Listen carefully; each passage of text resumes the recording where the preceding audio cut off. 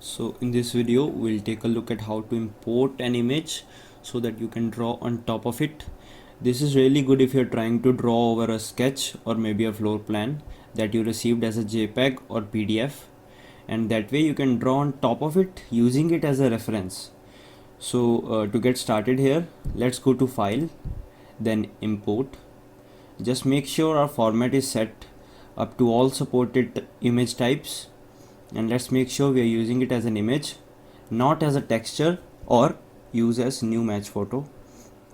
And the image that we are taking a look at is this floor plan image here, and the tip that you want to know here is to know a distance in the image itself. So in this case there are dimensions here, so I know that this dimension here is 20 foot 4 inches. So you could also try to measure, let's say you know what the width of a doorway is, but it's not gonna be as accurate, so it's always better to use the longest distance possible. So now we'll click import. That's a good habit. I always like to start importing from the origin point, so click and release here. Now I move my cursor to the right, and actually if I knew the width of the paper and did the scale factor for you, you could actually type in the dimensions here or the width if you know it, but in our case let's just click just to sort of get the image in the model space. When you import as an image, it's similar to importing a surface, putting a texture on it and then grouping it.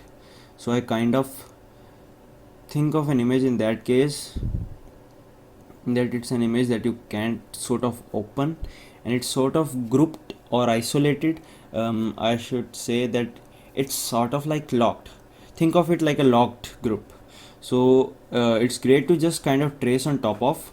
If you want to actually draw inside and sort of cut away part of the image, we can click right click and actually explode the image. That way it's an actual surface that we can draw on top of and then push pull.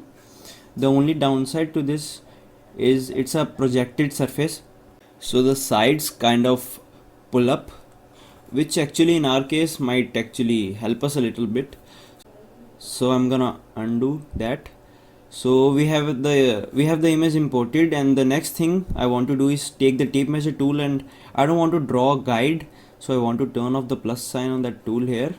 In this case I can press Option on a Mac, Control on a PC, and I'm gonna scroll in as close as I can, and I'm gonna click and release on top of this distance. Now scroll out and scroll back down, and I'm gonna simply measure this. So I'm gonna click again. Sketchup is telling me that my distance is a little over 42 feet, which is incorrect. I want it to be 21 foot 4, which I'll type into the keyboard and then press enter. By pressing enter, Sketchup will ask us to resize the model, and it's gonna scale everything based off of that measurement. So there I can click yes. It looks like the model disappears. It's not gone. It just went lower down onto the screen because of the scale. So we can click the zoom tool here to see that better. So now if we take the tape measure again, we can measure this distance and see pretty close to that 21 foot 4, and now even over here we can measure the 17 feet 8, and yeah, we're pretty close. So if you're doing a conceptual model where the precision and accuracy isn't important, so it's about just modeling the walls and getting it close, then you can draw all right on top of this, it doesn't matter. But if you're looking to use it as a base and create a more accurate measurement, the next step you could do is actually create guides on those specific distances. So once the image is here, we can save it and then we can move on to the next steps. So that's pretty much it for this one. Keep watching this series. Thank you.